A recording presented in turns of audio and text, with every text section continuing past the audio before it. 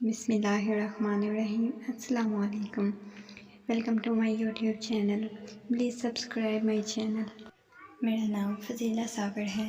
میں اس وقت امریکہ کی ریاست نیو یارک کے محکمہ ہوم لینڈ سیکیورٹی میں ایک اعلیٰ عہدے پر فائز ہوں۔ پاکستان میں میرا تعلق ضلع اوکارا کے نواحی گاؤں سے تھا۔ میری والدہ مجھے جنم دیتے وقت فوت ہو گئی تھی۔ جب میں 6 سال کی عمر کو پہنچی تو میرے والد صاحب کا بھی انتقال ہو گیا۔ میرے والد محترم فوت ہوئے تو میرا بڑا بھائی 11 یا 12 سال کا تھا، اور یقین کریں میرے بھائی نے مجھے یتیمی کا احساس نہیں ہونے دیا۔ میرے بھائی نے والد صاحب کے انتقال کے بعد خود پڑھائی چھوڑ دی اور میری تعلیم کا سلسلہ جاری رکھا۔ والدین کی وفات کے بعد ہم بالکل یتیم ہو گئے تو 10-12 دن پھپھو نے ہمیں کھانا پینا دیا، اپنے گھر میں رکھا۔ چونکہ فقط 6 سال کی بچی تھی، ایک دن میں نے بستر پر ہی چھوٹا پیشاب کر دیا تو پھپھو نے پہلے میرے بھائی سے سارا بستر اور چارپائی دھلوائی اور بعد میں ہماری کفالت کرنے سے انکار کر دیا، ہمیں گھر سے نکال دیا۔ میرا بھائی مجھے لے کر خالہ کی دہلیز پر چلا گیا۔ خالہ نے ہمیں رکھنے کی حامی بھر لی، مگر خالو نہ مانے تو مجبوراً خالہ کو بھی اپنا فیصلہ واپس لینا پڑا۔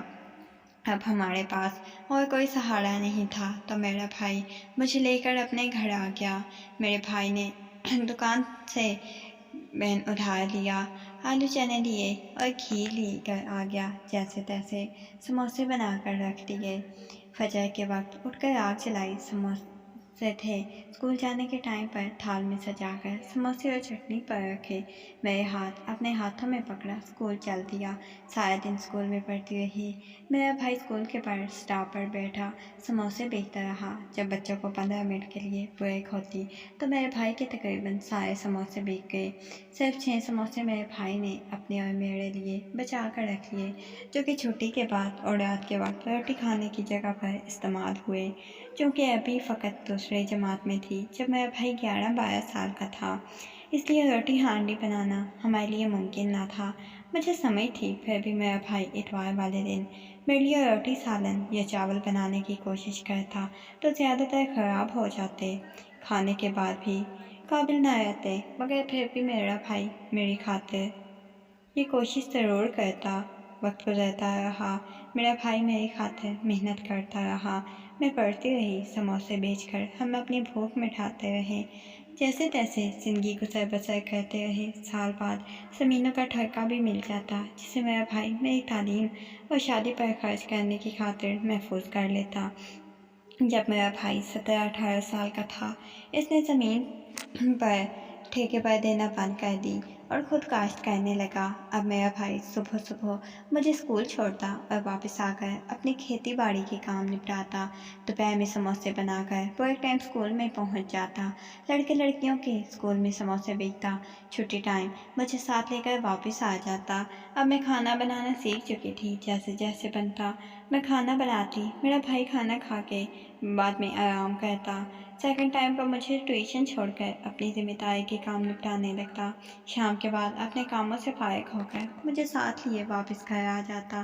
گھر آ کر کھانا کھاتے، تھوڑی دیر ہم بہن بھائی آپس میں گفتگو کرتے، جس کا زیادہ تر موضوع میری پڑھائی اور میرا مستقبل ہوتا۔ میں نے پڑھائی میں بہت محنت کی، یہاں تک کہ میری ٹیچرز کے گائیڈ کرنے پر میں نے اول لیول سے اے لیول کا امتحان پاس کر لیا۔ مجھے اسکالرشپ پر امریکہ کی بہترین یونیورسٹی میں داخلہ مل گیا۔ میرے اخراجات پورے کرنے کی خاطر میرے بھائی نے اپنی ساری زمین بیچ دی۔ مجھے تعلیم دلوانے کی خاطر اسکالرشپ پر امریکہ بھیج دیا۔ میں نے بزنس ایڈمنسٹریشن اور مینجمنٹ میں ڈگری حاصل کر لی۔ میری محنت و قابلیت کو دیکھتے ہوئے امریکہ میں ہی ہوم لینڈ سیکیورٹی مینجمنٹ میں ملازمت کی آفر دی گئی۔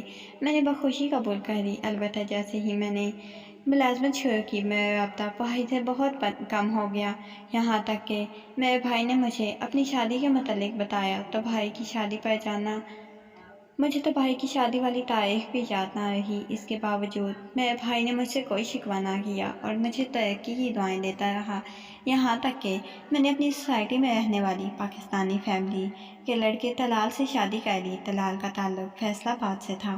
میں نے شادی کے لیے بھائی سے پوچھا تک نہ، بلکہ شادی کے بعد بھی بھائی کو بتانا گوارا نہ کیا۔ شادی کے بعد طلال کے ساتھ فیصل آباد آ گئی۔ अचानक उसे कुछ पैसों की ज़रूरत पड़ी। मैंने उसे कहा अमेरिका से मंगवा देते हैं, मगर उसने मुझे मेरे भाई के घर से हिस्सा लेने का कहा। तो मैं दलाल की बातों में आकर भाई के घर पहुंच गई। मैंने देखा मेरा भाई साइकिल पर रखे हुए टोकरे में समोसे सजाए बेचने जा रहा था। मेरा भाई तो मुझे ना पहचान सका क्योंकि मेरी कामयाबियों ने मुझे बदल दिया था, मगर मैंने भाई को पहली नज़र में ही पहचान लिया। जब मैंने अपना तारुफ दिया तो मेरा भाई मुझे गले लगाकर सिसकने लगा, मगर पहली बार मुझे भाई को भाई कहते हुए शर्म आने लगी क्योंकि मेरा ताल्लुक़ अब लो क्लास लोगों से नहीं था। अगर मुझे घर से हिस्सा ना लेना होता तो शायद मैं अपने सगे भाई को भाई मानने से इनकार कर देती। मुझे भाई के जिस्म से पसीने की बदबू आने लगी, यहाँ तक कि मैं सांस रोककर भाई को धक्का देते हुए खुद से अलग किया। और जब अपने शौहर का तारुफ दिया तो मेरे भाई की आंखों में हैरत उतर आई। वो बतराई आंखों से मुझे देखने लगा।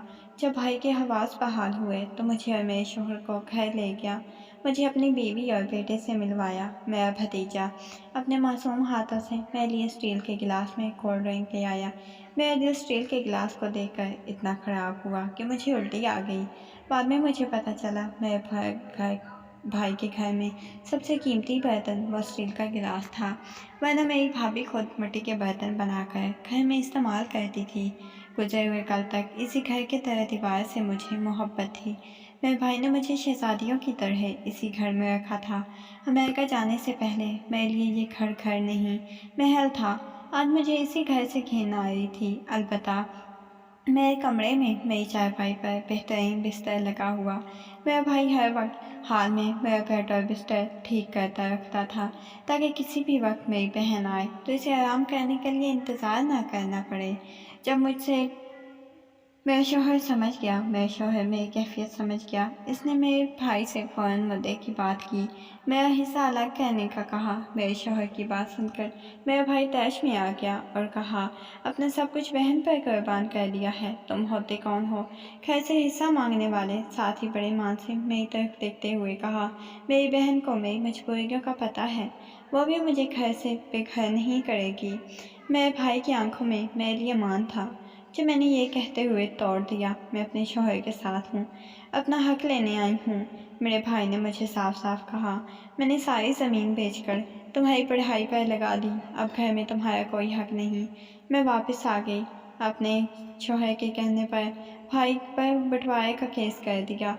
मिलाप करके हमने जल्द फैसला करवा लिया क्योंकि पाकिस्तानी कानून में अब की निसात के सामने पाकिस्तानी लोगों की औकात आवारा कुत्तों से भी कम थी। पुलिस की मदद से घर खाली करवा कर बेच दिया, अपना हिस्सा वसूल किया, बाकी पैसे भाई को दिए और अमेरिका वापस आ गई। अमेरिका आकर मैं अपने रोज़मर्रा के कामों में मसरूफ़ हो गई। उसी दौरान अल्लाह ने मुझे एक बेटी से नवाजा, जबकि दूसरी तरफ मेरा भाई जिसे घर से बेघर कर दिया था वह किराए के घर में रिहाइश पजीर था। उसके बेटे को कैंसर हो गया। भाई के पास तो वक्त के खाने के लिए पैसे मुश्किल से बनते थे, किराया दे पाता था और बच्चे का इलाज करवा पाता। मेरे भतीजे की तकलीफ़ पड़ गई और इलाज के लिए पैसे भी ना रहे। दूसरी तरफ से 3 माह से घर का किराया अदा ना किया। इसकी वजह से मेरे भाई को मालिक मकान ने मकान से बाहर निकाल दिया। मेरा भाई बाकी सब कुछ बर्दाश्त कर गया मगर अपने बेटे की तकलीफ़ बर्दाश्त ना कर सका। मेरे भाई ने अपनी बीवी को इसकी रजामंदी से तलाक दे दी। मेरे भतीजे का कैंसर फट गया, बल्कि ज़ख्म बैनी जल्द पर बन गया, इसमें कीड़े पड़ गए। मेरे भाई के पास इलाज के लिए पैसे बिल्कुल न थे बकौल लोगों के। मेरा भतीजा जब कीड़ों के काटने की तकलीफ़ बर्दाश्त ना कर सकता तो रोता। मेरा भाई मेरे भतीजे के ज़ख्म में पेट्रोल डाल देता, जिस तरह कुत्तों के ज़ख्मों में डाल दिया जाता है। जब मेरे भतीजे का ज़ख्म फैलता ही गया तो मेरे भाई अपने बेटे को सिसक कर मरता ना देख सका और ख़ुद अपने हाथों से कत्ल कर दिया, खुद गिरफ्तारी दे दी, आजकल जेल में है। जबकि दूसरी तरफ मेरी बेटी को भी कैंसर हो चुका है, कुछ नस्वानी मसाइल की वजह से मज़ीद मेरी औलाद भी ना हो सकी। मेरे पास पैसा भी है, घर भी है, बेटी का इलाज भी चल रहा है, मगर बेटी का बचना नामुमकिन है। अब मुझे एहसास होता है मैंने भाई किस तकलीफ़ से गुजरा होगा। मेरे भाई ने तो अपने बेटे को अपने हाथों से कत्ल कर दिया था, मगर मुझसे लिखी तकदीर से आती हुई बेटी की मौत भी नहीं देखी जा रही थी। بیٹی کی تکلیف نے مجھے دماغی مریض بنا دیا۔ مجھے جاب سے کچھ عرصے کے لیے فارغ کر دیا گیا۔ میرا سائیکالوجسٹ اور سائیکیٹرسٹ کے پاس علاج چل رہا تھا۔ میں بھائی سے معافی مانگنا چاہتی ہوں، مگر اپنی بیٹی کو اس حالت میں چھوڑ کر پاکستان بھی نہیں جا سکتی۔ البتہ میں پاکستانی بہنوں تک یہ پیغام پہنچانا چاہتی ہوں، خدا کے لیے اپنے بھائیوں کی قربانیوں کا احساس کریں۔ انہیں بے شک اچھا صلہ نہ دیں، مگر ان پر اس طرح ظلم نہ کریں۔ میں فضیلہ صابر گارنٹی سے کہہ رہی ہوں، اگر آپ مالی حالات میں بھائی سے زیادہ مضبوط اور ہفتے میں ایک بار ملاقات کر کے یا صرف فون پر بھائی کے حالات پوچھ لیں اور ساتھ کہہ دیں آپ کو ہر ضرورت میں بھائی کے ساتھ ہوں، تو آپ کا بھائی کبھی خود کو کمزور محسوس نہیں کرے گا، بلکہ خود کو خوش قسمت اور امیر ترین شخص سمجھے گا۔ اپنے بچوں اور بیوی کو آپ کی مثالیں دے گا۔